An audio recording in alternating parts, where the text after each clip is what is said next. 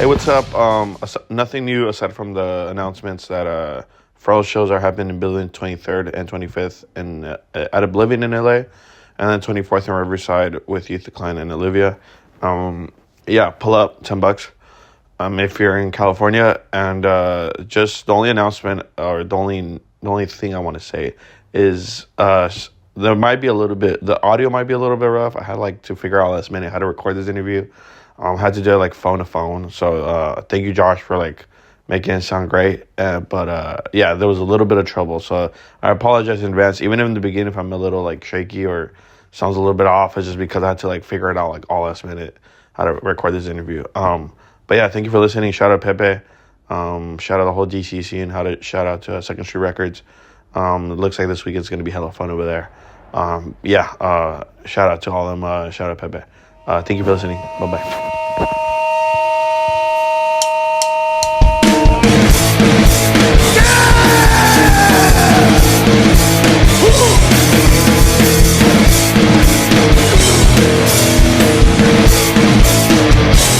Reason why you think I hate, nothing to lose. You want the reason why I do what I do. The reason why I am who I am. You then wonder why there's nothing of interest. You let someone else make all your decisions. The reason why I do what I do. So what's the mystery? The motive you can't touch the street. It's about to put secrecy. Always give you reason for the reason why I am. No in the Industry, the fucking greatest online fanzine ever. Today, I'm tired as hell. This is the worst. This is probably the worst introduction I've ever done. Do it. I like hearing that. So you could read. All right, No Industry. What's up, everybody? Thank you for listening. I do want to reshare California this weekend, the weekend of January 23rd. Pharrell is going to be playing with Olivia at Oblivion in Huntington Park, and then the 24th, Youth Decline, Olivia will be opening for Pharrell. We booked a show for Pharrell in Riverside. If anyone from Riverside is listening, please come out of that. We're trying to get as many heads at that show. It's only $10. And the 25th, which is a Sunday, Youth Decline will be playing with Pharrell at Oblivion again. So back to back. You could order Youth Decline or Crutches Society tapes through Emotionless The City Lies. By the time this interview is out, Josh, who edits all the episodes, they put out the first 7-inch, I think, with Geek Records. So that should be out if you want a 7-inch. They did everything themselves. They funded the record themselves. And that's for Olivia. Yeah, please go check that out. You can find it. And but today my guest is Pepe from Huntington Park. What's up? What's up, man? So if you're listening to this, you probably are somewhat interested or heard of Second Street Records, which is a label started by, I believe, yourself and Ned, right? No, it's me and my friend Vanessa. So sorry about that. Who's from Pennsylvania, so it's pretty much the same thing. Okay. But talk to me about that. What's Second Street Records? It's a label that just started pretty much with me and my friend Vanessa, who I was just this is the person that needs to do the label with me. So we started it earlier last year, I want to say, and pretty much have been organizing this comp that's coming out in a week, Sunday, January 18th, and that's pretty much what we've been up to. We booked these shows along with Ned. That's coming up this weekend. This is the 16th to the 18th, and that's Mouthpiece on Friday with Everybody Takes One, Line of Sight, Fight Back, Inversion, and then Position Unita. I'm sorry. Saturday is the Glitter record release with B. Reichart and Tan White, I want to say is the name. And On Katrina's also playing. And then Sunday's the record release for the comp, which is also happens to be Grand Scheme's last show. Damn, big rip. Yeah. Yeah. What I guess aside from Second Street Records, who are you? Like what have you who are you essentially? Like where are you from and everything that like in hardcore essentially.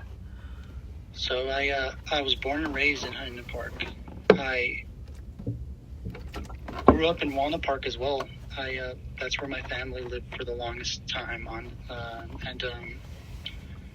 we eventually made the jump to HP. Like I lived right down the street from this place called Salt Lake Park, and I got very early on. I got into skateboarding. I got into skating like heavily. It was like my whole life for like middle school, right till like in my mid-20s, which was like I was skating that whole time. And I had some breaks, but I was so obsessed with it in middle school. I bought my first board at this place called Mainline Skate Shop, like in 2006 or 7 maybe, or even earlier than that. Could have been. It was a Steve Barra Alien Workshop. I remember the day I got it because I was just like, I never really had anything of my own really like that. So when I got that board, I was just like, what? This is crazy. This is my first thing ever. I'm going to like take care of this. And I pretty much would go to Salt Lake Park and skate like Monday through Friday. Like even when school, I would just sit at school and wait till like 3:00 and just be like, all right, first thing I'm going to do, I'm going to go home. I'll throw on my Dickie shorts or my fucking 501s, and then I'm going to hit Salt Lake Park, like I'm going to skate all night and come back and then restart my day. Like that's what it was. And even I would say when I was in Huntington Park until like 2009 maybe, like 9th grade. Man, I did so terrible in middle school. I don't know how I got through school at all, to be honest, because I just remember there was times where like near 8th grade, like it was a steady decline from 6th grade to 8th grade, pretty much. It was just like I was excited for school, and then right to 8th grade, it was like I'd get dropped off, and then I'll leave. Like I wouldn't even stay. I'll show up 4th period or something like that, and then basically skip the whole day, like, and just go home. And I eventually just, in 8th grade, they don't really fail you. Mm-hmm. You just go on to 9th grade. Mm-hmm. Like, that's what I did. I literally just coasted, went on to 9th grade. But even then, in high school, you can't really do that. It was just like, if you're messing up, you're going to repeat that grade, And I was definitely on the track to repeat a freshman year of high school. And so, like, I just stopped going. Like, I just dropped out basically 9th grade. And there was a time where, like, my parents all migrated to Pomona. Mm-hmm. Like, and I wanted to stay so bad because this is where my core group of friends were. Like, it's like, who am I going to skate with if I move to Pomona? Like, my life, starting school in high school is like a different school in high school is the craziest thing. It was just like, man, like, there's no way. But I moved to Pomona, and I met some of like my best friends there. So it's like, it worked out. But that's pretty much how it was. Like, I found out about hardcore maybe, honestly, because when I would go to Salt Lake Park and skate, I didn't have an iPod. Like, none of my friends had iPods or nothing like that. They all had Zune. I don't know what Zune. I had a PSP that I would skate and listen to music with. I didn't think you could put music in a PSP. That's strange. You could put my PSP. You used to be able to put 2 songs on there. Oh, only 2. Only 2. That's the only memory I had that fit in my PSP. And I had Joined the Army by Suicidal Tendencies on there. And man, I'm trying to remember the second song because, like, I'm telling you, like, I would just listen to 2 songs the whole time. Like, I would, like, from like 4:00 p.m. till like 8:00 when the lights. I think the lights turned off there like 9:00, 9:30 maybe. Mm-hmm. Like at the park, you know, the skate park has like timed lights. Yeah. And everything would turn off. That's how long I would stay at the park, like on a school day. But I was like so obsessed with it. Was like just that song was just so cool to me. I was just like, man, this song is awesome. Like I need to find like that. Like when I first listened to that song, I was like, I need to find something that's just like this. And around that time, 2006, 2007, MySpace just started popping up for me. And I was so late on it, man. All my friends were on it, but I was just so like in the mix of skating. Like that was, like I said, that was my life. Like that skateboarding was my life. And I got MySpace, and I somehow ended up on the 1917 Records MySpace page. I don't know if you remember that label, but they put out like the Violation LP. They put out War Hungry Return to Earth, and that's the first hardcore technical what I would say hardcore song I've ever listened to was Tip Your Scale by War Hungry. Damn, that's pretty fucking crazy. Yeah, like I was like, what is this song? Yeah, like, because 1917 had it on their MySpace page. And they had another song by this band called Attitude, and I was just like, this is the worst song I've ever listened to in my life. Like, what is this? But I somehow was attracted to that War Hungry song. So I remember that was like, but I was stuck in the thing with me. I was like, I never really delved too hard. So I was like, that's my hardcore song. That's it. It's these are the 2 songs I'm rocking with while I go skate, and that's that. But like I said, like I was until I moved and I finally got an iPod in like 9th grade. I started going on LimeWire and downloading everything, like anything hardcore related that I could check out. Interesting. Right. And I know you said before we started the interview that all your family lived in Walnut Park, like, you know, within like, you know, the area. And they lived. So when I lived on Leota Street in Walnut Park, I had like aunts and uncles like throughout that whole block, which is strange because if you go straight past that block, it's just a train. Yeah. It was a train. You know what I'm talking about? Yeah. And like I was just like, this street is so weird, and my parents would never let me leave that little area because like it was crazy around that time, like 2000. Man, I don't even like.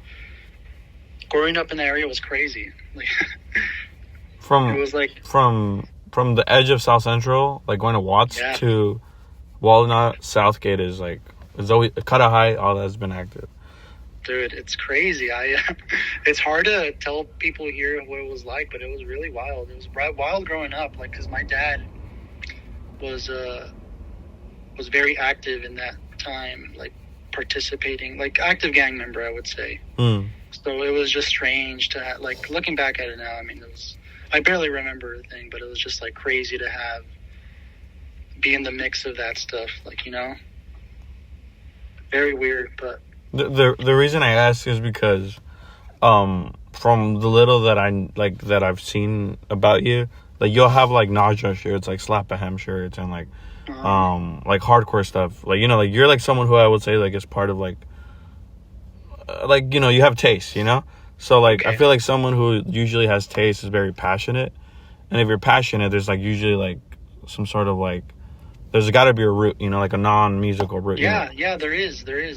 It's meeting the Soul Search people, like Soul Search, Fury, Four Sorted people. Those people are the people that were nice to me and brought me around, and like were kind enough to let me tag along to some shows. And if it weren't for those people existing, I'd probably be like working at rallies or something, you know, doing something else, you know. I would have lost my interest in hardcore already. But when I went to shows and I saw those people, I was like, man, these people look so different from the other people that are here at this show. Like, they're wearing, like, Outburst shirts or, like, Biohazard shirts. I was like, man, these guys look cool. Like, that's what I want to be, you know? Like, as a sophomore, junior in high school, I was like, man, these guys are sick. Like, I want to meet these people. But I was so, like, the way I would get to shows, at Aladdin Juniors, when, like, Soul Search would play, or, like, Zabalba or whatever those bands would play, I would just skate to the show and, like, hide my skateboard in a bush. And when it would be over, I would just skate back home.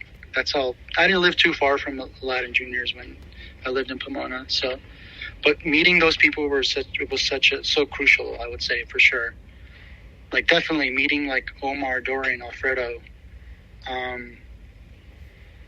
Those guys were just, like I said, they were so kind. My friend Enrique, who lives in Texas now, Justin Cuevas, that's another person who was very, like, I still do. I think the world of those guys, because they definitely were so much different than the people around at that time. So you were like, essentially you go from, like, I mean, would you say you were a bad kid, like, while you were not going to school? Like, were you? Yeah, of course. So you of course. So you went from being a bad kid, and did getting into, like, them showing you, like, Outbursts and, like, I guess we'll just use, like, older hardcore, like, cooler hardcore. How did that change? Like, did that change the way you were, like, suddenly you weren't skating as much, or suddenly you, like, how did that change, like, your personal life?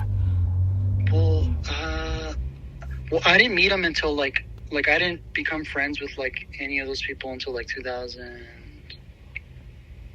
maybe, like, 12, I would say, 11, 12. Like, but the thing was with me, it was just, like, I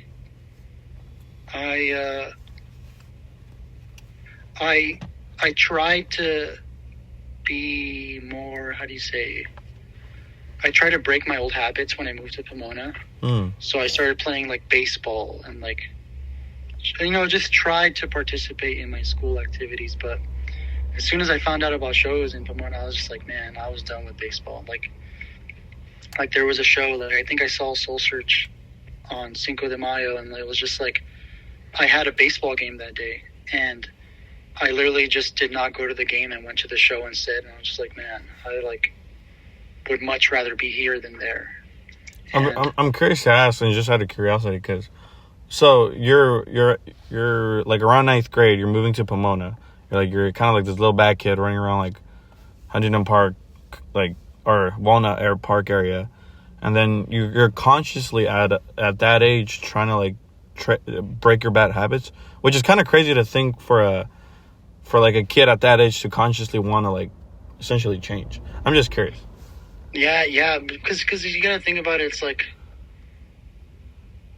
there was a point where all my friends were just, like, showing up to the park and just drinking and just, like, not skating as much anymore. And, like, there was very early on when I got into skateboarding, just like 2006 or 7, like, Fully Flared came out. I don't know if you've ever heard of that skate video, but no. It came out it's called Lakai put it out, Fully Flared, and it was like, that blew my mind. Like, that made me, like, want to skate every day. Like, before I would skate, I would watch that skate video. That same year, so many good skate videos came out that year, like Nothing But the Truth by Nike SB. What else? The Osiris video, Feed the Need, I want to say, came out that time, and it was just like, man, watching those, the date, like, I remember waiting. I want to say Mainline maybe had, like, a premiere for the video, or they got the DVD, and I went there and bought it. I'm pretty sure they premiered it. But when that came out, it was like, I'm telling you, it changed everything for me. Like that was so cool. I was like, I thought it was the coolest thing, like, literally. Like, me and my friends used to take the bus all the way to Warning Skate Shop. I don't know if you remember that skate shop at all. Yeah, I don't know if it's around still, but yeah, that's actually in South Central. Yeah. So those were the two main skate shops at the time, were, like, Warning and Mainline. They still are. There's never been another. Yeah, and, like, we would go to those back and forth. The Mainline was mostly, like, the skate shop we would go to, but like that literally, I wanted to still skate, but my friends were just like not as into it, but they were, but like it was very weird. It was like a very strange transitional period. Everyone was getting into their own things, like, you know. So I just want to get that like mindset, like, or like, you know, so essentially you were like a kid who was actually passionate about skateboarding, and a lot of these other kids were just mostly doing it for, you know, like you're, you know, because it sounds like if you're moving and then eventually trying to break old habits, it sounds like deep down you wanted to do better, maybe like subconsciously at a young age. I don't know. Maybe I would say I'm not trying to make myself sound like yeah. to my other friends, but like it's more so like, man, like I feel like the spark kind of left in some others, but like I don't know, man. I was like what do you think would have happened if you would have never moved to Pomona? Man, who knows? I have no idea. Probably nothing good, to be honest. Like I said, I'd probably be working at rallies or something crazy like Tom's, you know, nothing wrong with that, but like probably wouldn't have interest or like, you know, stuff like that. I mean, but it sounds like even then, like you were really stoked about a skateboarding video, which most people would be like, that's cool, and then like, you know, go on to the next thing. So it sounds like you always had that like spark in you, you know? I guess so, but like I said, if you're around like-minded people, you're gonna be talking. That's all. I mean, that's all me and my friends talked about was like videos and like parts and like so I was just around at such a important time, I feel, for skateboarding, because like there was a minute where pros would come to the park, like Danny Montoya from Audio came and skated, and it was just like seeing a pro skate was just like mind-blowing. Like the way he like rode the park was just crazy to me. Like only a few people I only saw a few people do that, so it was just like it stood in my mind for the longest. And I was just like, man, I want to be able to do that so bad. But yeah, it was just I was so obsessed with skateboarding at the time that it was hard to shake. Like going to shows and like having a drop, like losing the interest to skate was so crazy to me. It was just like, I can't believe it happened, but it did. I literally was preferring shows and like trying to find out about the like rare 7 inches that I don't know about from my area. It was just weird. It was just like, I can't believe like I completely dropped skating for it, but yeah. And I'm very curious, since you mentioned that, like, oh yeah, my dad was kind of active, and I like, since we're from the similar area, or like kind of pretty much the same area. Are you Mexican? Yes. I'm very curious to ask, like, was your family very encouraging of you, like, you know, having ripped shoes, or I don't know if you wore baggy pants or what? No, not at all. So did you have to fight that a lot? Like, kind of have like a lot of clashing with, I don't know if your parents were involved or whoever raised you, but like, how was that? Because I know for me, it was very hard to wear a fucking, I don't know, a black metal shirt in front of my mom, you know, who's like, you know, yeah, talk to me about that. So my skateboards weren't cheap back then. They were like $100 for a whole complete. Damn, even back then? Yeah, I'm pretty sure. I don't think dude, if you want like good trucks, good bearings and all that, it was not. I remember Bones bearings were like, maybe, man, I want to say they were $100, but I could be wrong. But I do remember if you wanted good bearings, they were expensive. Like nothing was cheap, you know. Even for trucks, like those things were not cheap. Like, but like even skate shoes, like if you wanted, like around that time, Americas were popping. I was just like, man, I want these so bad. But they were just like, hey, school's starting, the semester's about to start. I wasn't getting skate shoes and my school shoes. I was getting one, you know, like. So I was just like, I had to make the conscious decision of like, do I want like some Nikes or do I want like some Lakais? You know, I was like, man, like I would just be so like, I would just wear ripped up shoes to school, and like every once in a while, like, man, like I would get another pair of shoes, like my grandpa and grandma would buy them for me, because when they moved to Pomona, I stayed for a little, and they would just buy me shoes to skate in, or shoes to like just hang around with, or I'll get my friends beaters, you know, or something like that. Okay. Yeah. Okay. Yep. I'm very curious because I think, at least for myself, I don't know who needs to hear it, whoever's listening. I think it's very inspiring to hear, like, hey, like, this Mexican kid from essentially, like, you know, I mean, I don't know, Walnut Park is still a hood. Some people will get mad at me for saying that, but essentially the hood, like, you know, go on to, like you just said, wear your homies, like, beaters, to, like, going on to, like, creating essentially a record label and putting a comp out, which is very inspiring. Even though you may not look at it like that, like, from my point of view, I'm like, that's very inspiring. Yeah. Thank you. I do think it's cool too. It's more so. I think I'm grateful to be around people who are always doing cool stuff. Like when I first moved here, through going to shows, like tagging along with like Fury to shows, and like I met kids from DC. I met everyone in the band Protester, and became very friendly with those guys. Like we kept in contact, and they were like, "Hey, come hang out whenever whenever you want. Come hang out on the East Coast." And I was like, you know what? I will come to hang out. But if it wasn't for that connection, I would have never ended up here.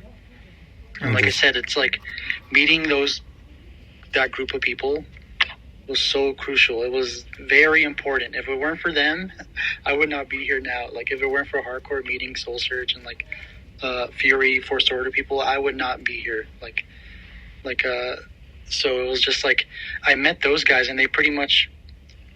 I remember the first time I went over there, like on the East Coast to visit, is for the Stop and Think reunion.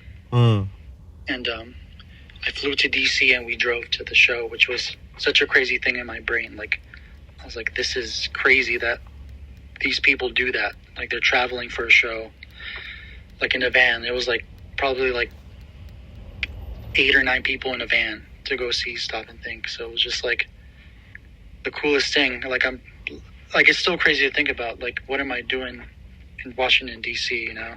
I mean, but to be fair, like, I think it's really cool. That's why I asked a lot of the initial questions, because there's got to be that spark in you to, like, dig deeper, wanting to know more, you know? Like, it's like we talked about earlier, like, you know, the bootleg backpatch kids.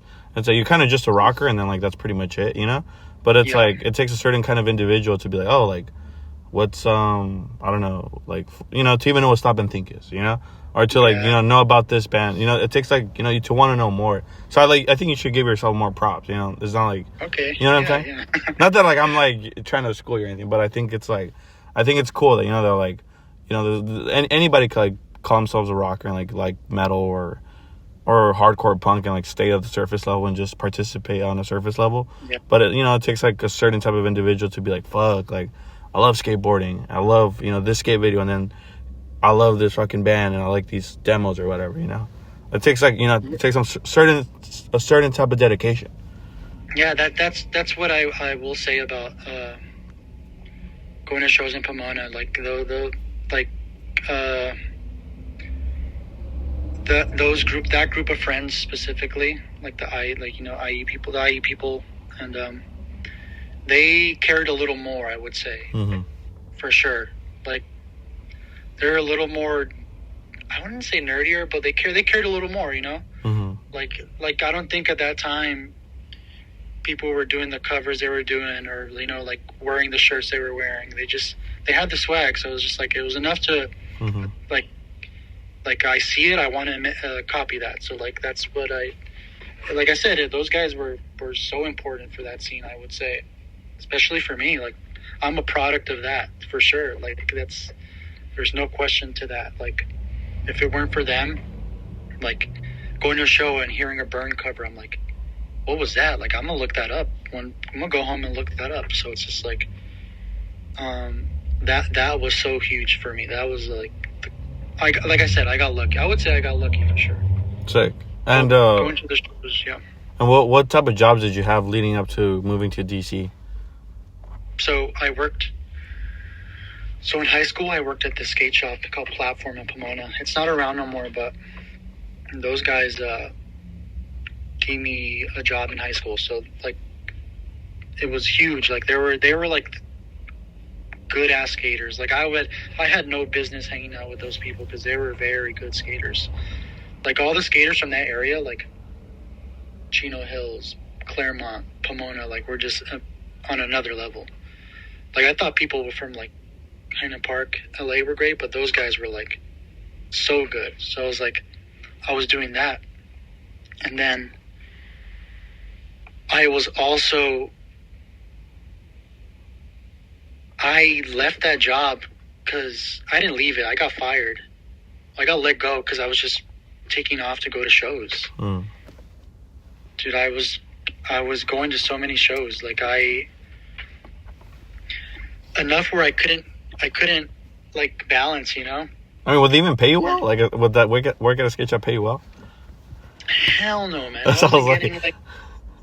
I wasn't like, you gotta think about it, I was still in school. Oh yeah. I would work like on a Sunday or like I would literally leave class early to get to my job and work 3 to 4 hours because I wanted to be there, you know? Yeah. That's the thing, man. And, like, I wanted to be there. Like, yeah. I like I said, I was lucky to be in that environment for sure. Like, just, like I said, I was just very lucky to be there for sure. Like I would ask my teacher, hey, I have work at 3:30, and it takes me like 40 minutes to skate from Gary High School all the way to downtown Pomona, because that's where the skate shop was. And they would let me out earlier sometimes, so I would skate straight to work. It was sick, and I would get like what, $60 a paycheck or something. Yeah, I was like, that does sound like $3 or $4. $100 if I'm lucky, you know. Yeah, sick. Were there any bands, like, I know you said the Soul Search guys, but was there any like touring bands like early on that kind of like changed, like, you know, that also helped you kind of like, oh, like this is different? It could be a punk band or a hardcore band. Touring bands, or like I guess the first, like, you know, like out of state friends you made, you know. Yeah, I'm telling you, it was maybe the protester people who, like, I remember the tour. I don't recall the tour, but I tagged along with Fury to Seattle, and I think the tour was with Protester, and meeting them on that tour, like being in the, I don't think I said a single word to those guys because I was just so shy. Like I was just like, these are my people, the Fury people. I'm going to stick with them, you know, like. But I think near the end, I got comfortable with them. So it was like we somehow exchanged contact, you know, and I would go fly out and hang out with them. And it was so funny because I was like looking back and I was like, why didn't I talk to those guys the whole tour? We're in the same van, like. But I got comfortable towards the end. So that, you know, that's how I am. I say I'm not going to give you my 100% the first time I meet you. I'm gonna, you know, it takes time to make a friendship, I guess, you know. Yeah. So what pushes you to move to DC? Like, so, what, like, closes, you know, everything? Like, I'm moving. So this was post high school now. This was I was like 2 to 3 years out of high school, and I wasn't doing nothing. I was just like staying at home, sleeping in till like 3 p.m, not doing nothing, you know, like unmotivated. And there was a trip I took where I think I might have toured with this band Red Death from here. It was like I flew out to do this. It was like Power Trip and Red Death on the East Coast, and I just tagged along for like a week or something. And I was like, man, this tour was cool, man. This was fun. And then my friend Ace was like, hey, I live at this place called Newton, and there's a person leaving. You should move in. And I was just like, that's crazy. I can't move. Like, I can't leave my family, you know. It's like, there's no way I would do that. And then as I started thinking about it more, I was like, maybe I should move to try it out, you know, or at least visit to see if I like it.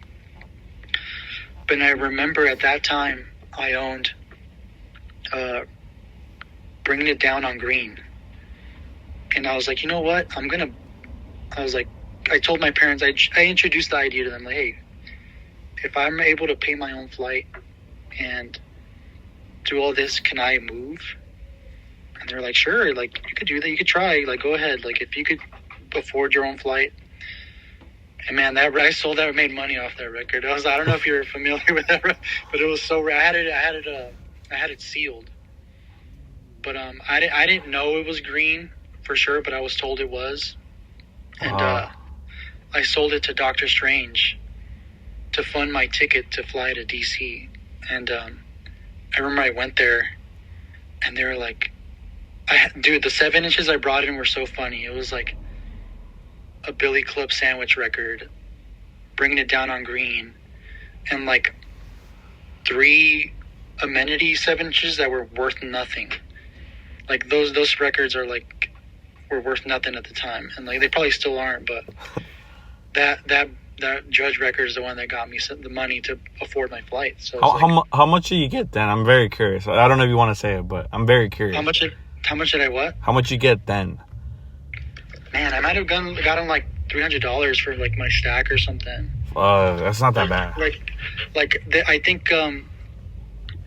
I think when I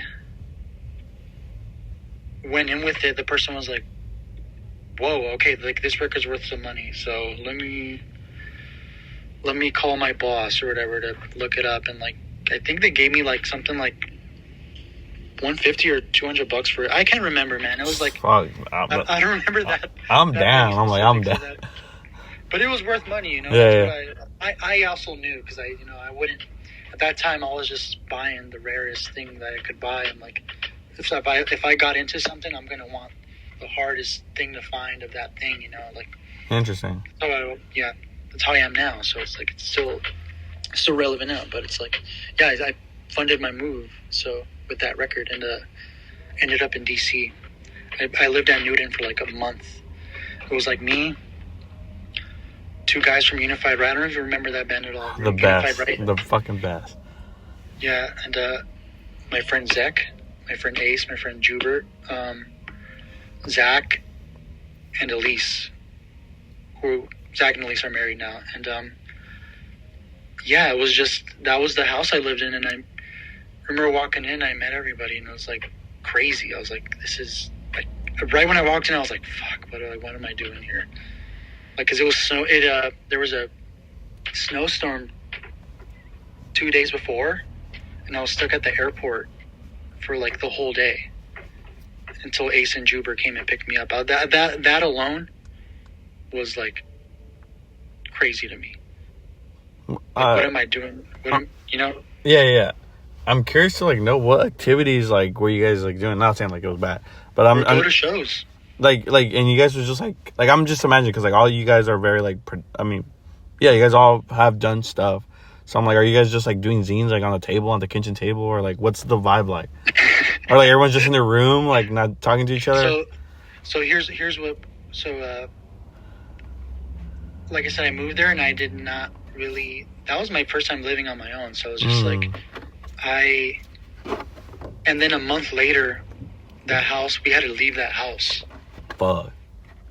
And but we were just going to shows together. Like, we were going to shows in Philly, New Jersey, like everywhere. Like, we were just going to different shows. But we ended up moving. Like, that area was called Brookland. Mm-hmm. But we moved a little deeper, closer to Maryland. And that house, like, the people that stayed with us were like my friend Zach, my friend Brandon and Oliver, who were in Unified Right, and like my friend Jubert, and then Zach and Elise were still there. Mm-hmm. And I was just like, man, what am I doing out here? Like, I'm nowhere near DC, and like, it doesn't feel like DC. This is not what I thought it was going to be. But if it weren't for like Zach, Elise, and the people living with me, like, helped me somehow. Man, they made living in DC so easy for me. Like, looking back, like Elise Asher and Zach Worthner, they made living easy for me in DC. Like if I ever needed something, or I needed a ride, or like they took care of me pretty much. Like, they were very kind to me moving. There was a few people that I could say that made living for me in DC very easy. James and Jean from Joint Custody, John and Zach from Shining Life, Elise.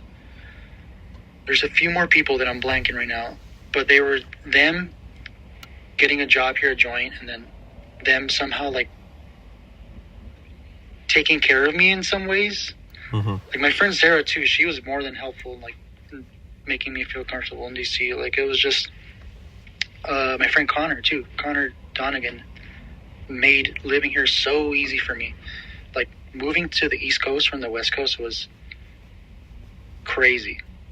Like, and I didn't know what to expect, and when I moved here, that first year was tough. Like it was crazy for me.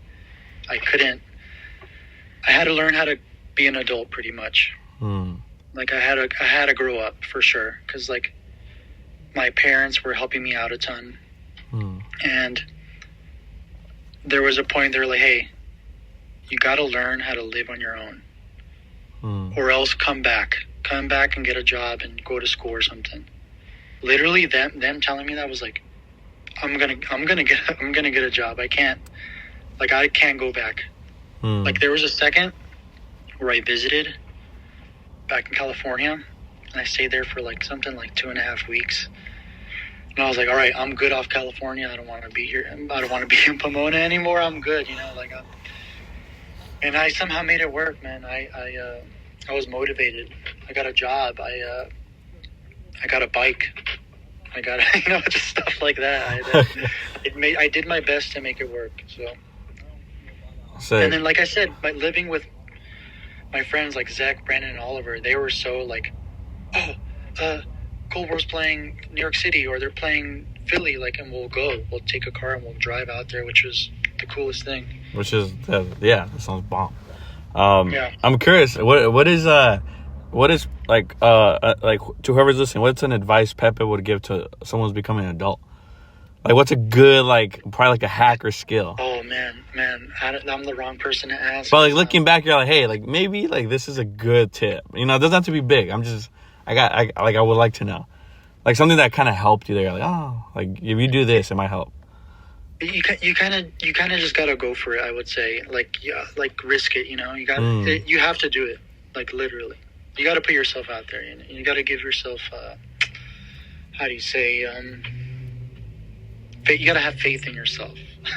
I will say, because like I said, if I'm a person from Huntington Park and I've somehow ended up over here, you could do it. Like anyone, if I could do it, you could do it. Because I'm very lazy. I'm a very lazy person. So I will say, if a person of my caliber can make it out here and be friends with have the friends that I have, and be able to live the way I lived, you could do it too. I promise. Anyone could do it. Sick. And talk to me about working in joint custody. That sounds like pretty much the coolest job anyone could have. But you could tell me, like yeah. Yeah, it's cool. I have the greatest coworkers. They're all my friends. So, like, we don't. I'm trying to think how to word this. I go to work and I work with my friends, man. It's crazy. Sometimes I'm just like, I wish I had normal coworkers so I could talk shit about these guys, they're all my homies, so I can't do nothing there. But I love them all. Literally, they're all my friends. My particular what I do at work,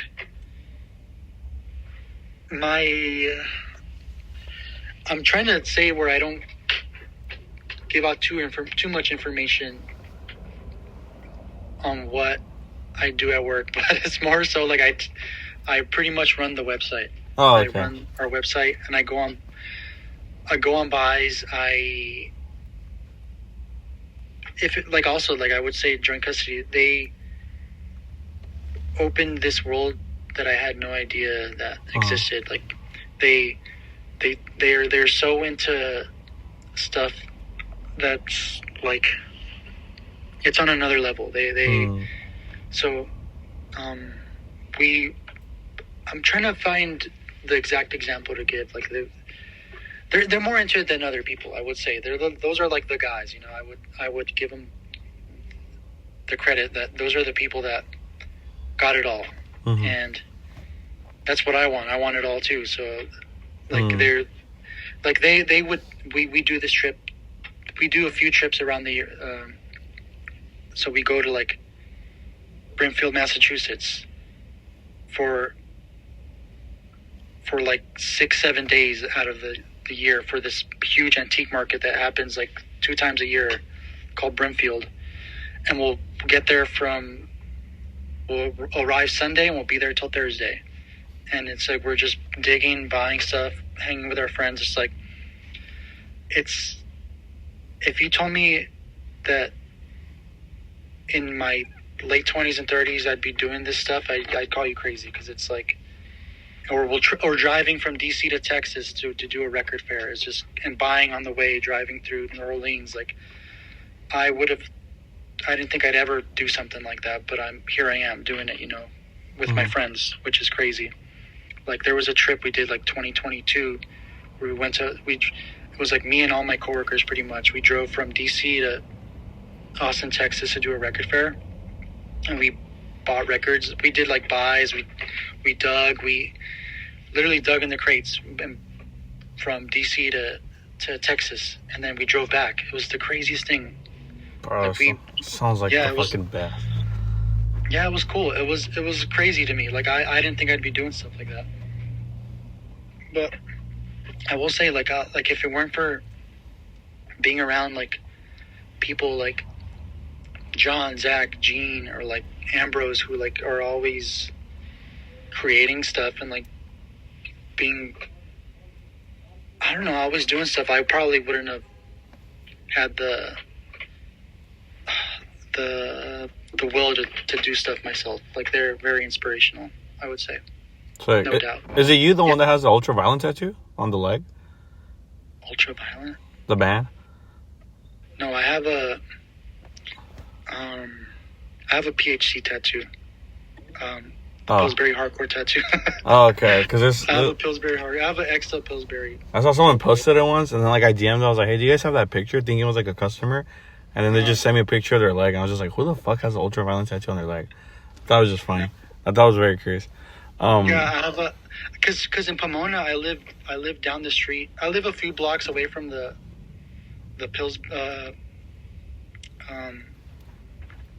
Pillsbury factory. And I would, like in 9th grade, 8th, like 2008, 9, like my dad will take us there. Like we'll drive to my dad there, and we'll go to like the store and buy Twinkies and stuff. Okay. And when I found out there was a band called Pillsbury Hardcore, from Pomona, my mind like exploded. I was like, I never heard of them. What do they sound like? It's just like 80s US hardcore. Like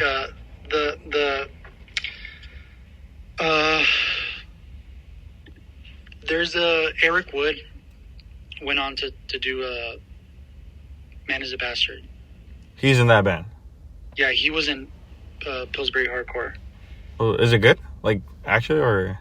Yeah, I like it. Say. I mean, that's the thing, if I didn't live in Pomona, I probably would not care at all. But yeah. But I did, because I live not too far from that. Say. The Pillsbury factory. So maybe I think if it wasn't for that, maybe I would not care. Yeah. Say.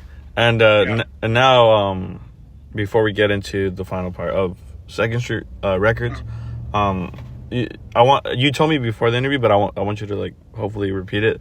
You have one band, one show, and I believe the name what was the name? White Horses, yeah. White Horses. Where does the name come from?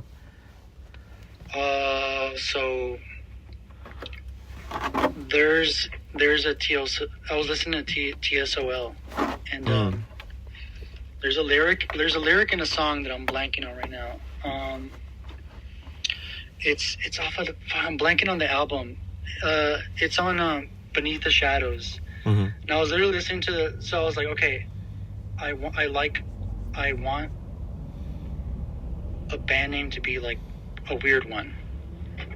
So there's they got a song called like Wash Away that I was listening to, and I was like, they say White Horses in the song. I was like, that's a cool name.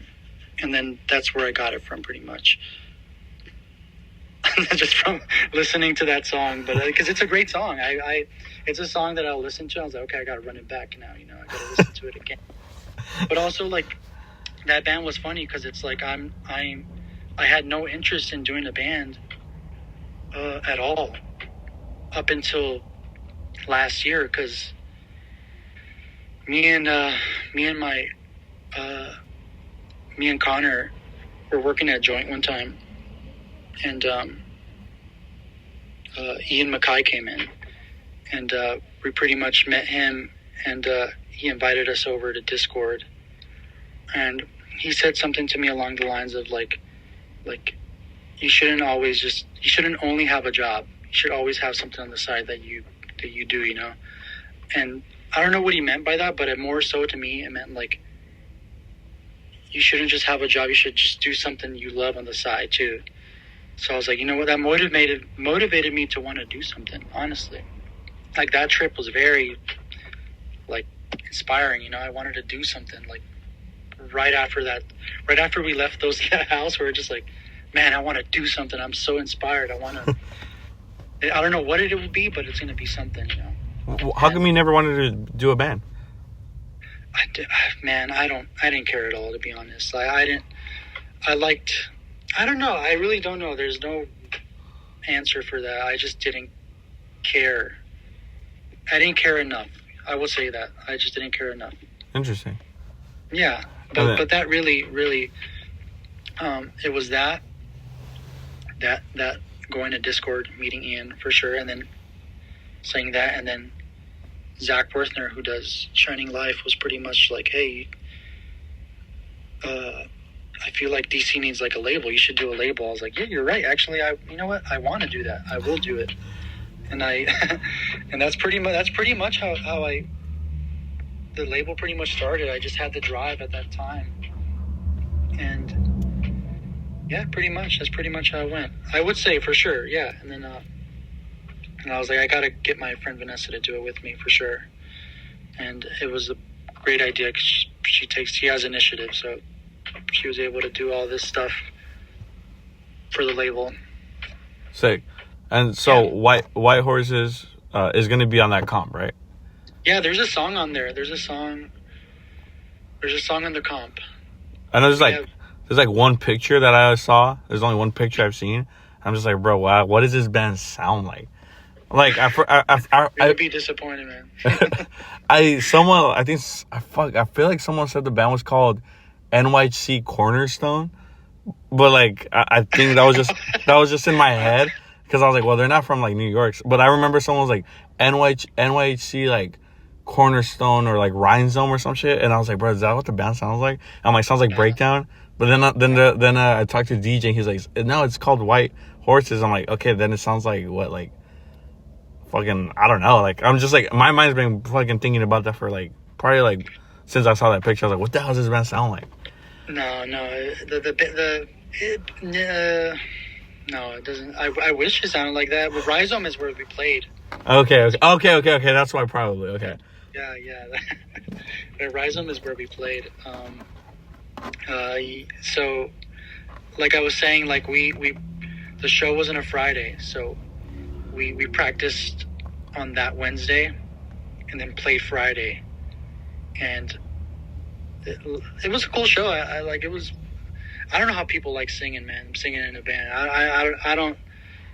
It's not that I don't like it. It's more so like I like the idea of me and my friends making music.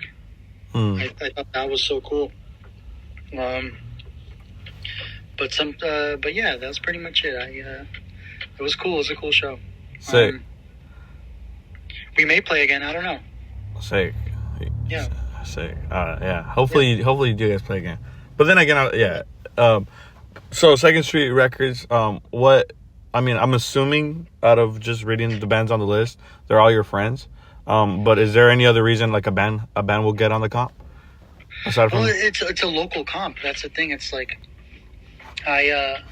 so when coming up with like, oh, what should our first release be? I was like, there's all these bands that are like happening right now in DC, and they all happen to be good. You know, they're all good bands. It's a no-brainer to do a comp. Like what's funny is, like, in my head it would have been something like Cry Now, Cry Later or something, you know, like or, you know, like the Son of Blur comps. That's what I was obsessed with at the time, like when coming up with the comp, because that stuff is such a big mix of everything, you know. It's like grind, hardcore, like fast hardcore, like, you know, 80s hardcore. It's just like I wanted it to be like that, because that's what DC kind of has right now. And the idea, I was like, I wanted to be on a 12-inch too. I wanted to do an LP. And it was, the idea was like, okay, I wanted all DC bands, and I was like, Ned, would you record this record? Would you do it? And he was like, yeah, of course I'll record. You know, he was down with the idea. So Gene and Ned recorded all the bands, all their songs in the basement of Joint Custody. And I was like, I wanted to keep it as much as I can in DC. Like, I wanted to make it so local that I wanted to keep everything in DC. So we got it done. Like, we started in the beginning, like not in the beginning of the year, but a little close, and then finished like maybe October. I would say we wrapped up like everything, and then got it mixed and mastered, and now we're getting the physical thing this week. So that was pretty quick, actually, from October to January. Oh, mixing and mastering. The mixing and mastering was October, right? Or the mixing. Or like, when did you guys submit the record? Let me think. Because that's really quick. I could probably find the exact date, but I want to say November. Whoa, that's pretty cool. I always heard like records take forever to like come out. They do. They do, yeah. Sick. Wow. And what? That's pretty much what we're doing right now. But like, and we have these shows coming up, and figuring out the lineups was pretty funny, because like we're like, man, who should we ask? Like, who should we do? Like, and one band, like, we wanted, like, I don't know if you're familiar with Line of Sight at all, but yeah, they were planning to play in February. I was like, what if we made the show in January? And I was trying to think of another band to play. And do you remember how I mentioned that we would travel to Brentfield, which is an antique market that happens in Brentfield, in Massachusetts? So I met the guitarist of Mouthpiece at this place called this flea market called Golden Nugget in New Jersey. I met him. His name's Chris Schuster. I met him in New Jersey, and he came to Brentfield last year. So I saw him there, and we all stayed in a hotel room, you know, for like 4 or 5 days, just, you know, buying old stuff the whole time. And he was hanging out, and he was like, oh man, this is cool, you know. It's like, I was like, dude, this guy's cool. Like, we as a collective, we're like, we should just ask Mouthpiece to play. They're a band that's like not lame. I still like them to this day. I saw them in Pomona when I was like in senior in high school, maybe. I could be getting my dates wrong when that Rev 25th anniversary thing happened. It might have been 2012. You could fact check me on that. But I saw him maybe senior year of high school, and I was just like, that was like the coolest thing ever. I wanted, like, we got to get Mouthpiece to play. So we got them. They're playing the Friday, and yeah, it should be fun. I'm excited for the shows. Sick. And correct me if I'm wrong, this show's a benefit? The money goes towards a benefit? Yeah. So all right. So the show's happening at St. Stephen. It's a church located in DC. It's between these two areas, Mount Pleasant and Columbia Heights. those two areas have like a lot of like Latino and older Black people, and We Are Family, like it's run by Mark Anderson, I want to say, who historically has booked shows in St. Stephen, and he helps run We Are Family, and We Are Family pretty much helps senior citizens in that area, you know. And I was like, well, what, like, our thought was like, what could we do to help like the community? Like, what's a good thing to do? And I was like, well, maybe something in that area. And that's where they're based out of. They're based out of that church. So they deliver groceries to senior citizens in that area. So I was like, I like that. We got to do that. Like, and that's how pretty much it ended. Like, I ended up going. And yeah, that's pretty much it. They're a great org. It was a no-brainer to wanted to do with them. Sick. That's really cool to hear. And out of just straight of curiosity, also, the comp, is it gonna have like a high distribution, or is it gonna be kind of like, you know, like, would it be hard to get your hands on? That's no, not at all. It should not be hard to get your hands on. We made 500, so it should be more than easy to get, you know. Sick. Yeah. Sick. Wow. Yeah, yeah. So all right. The first idea was to like make 300, but I think that would have been so too little, you know. I feel like the whole point is like you want people to hear this music, so it's like I want people to own the physical record of it. And I was like, 300, that's like shooting low, you know. I want people to have this record, so we made 500, and there's a record release too that we're gonna have at the shows. Okay, sick. Yeah, I'm very fucking excited. I'm very, very excited. Yeah, yeah. Anything else you want to say, Pepe? No, nothing much. Nothing on my mind. Pretty much. Thank you for having me. Oh yeah, thank you for allowing me to ask you some questions. Yeah, I know you're like a very private person, so I knew I was like, I'm just shy. I'm more shy than private, to be honest. Okay, sick. And my last question to you is, actually two. The first one would be, I guess, is technically White Horses could be considered Huntington Park hardcore to some extent.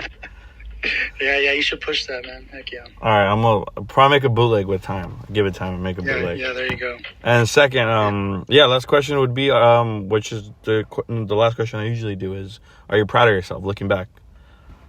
Yeah, of course. I could have easily stayed in my area, but like, and God knows what I would have ended up doing. You know, I try to downplay. I do try to downplay Huntington Park a lot, or like Walnut Park, but living there was very hard. I will say, growing up especially, like, so yeah, I'll give myself credit for moving out here and being away from that area. But I still love that area. I still love Huntington Park, Pomona. Even though I spent a short time there, it was very crucial to my growing up there, you know, very crucial. The people I met there were just like part of what I am. Like I said, what I am. So it's like I can't not say Pomona, but yeah, pretty much. Sick. Yeah. Like I said, just to emphasize it one more time. I think hearing about you, they're like, oh, there's this dude from Huntington Park who now lives in like that DC area. You know, and like getting to hear a little bit about your story, you know, like you're just skating and like being obsessed, hanging out outside Lake Park is really cool to hear. It's really cool to hear, straight up. Yeah. I think that'll be it. Thank you so much for taking your time to do this interview. Heck yeah. I'll buy the record, and I'll probably I'll keep in touch. I'll talk to you soon. Yeah. I was gonna say, you're done recording now?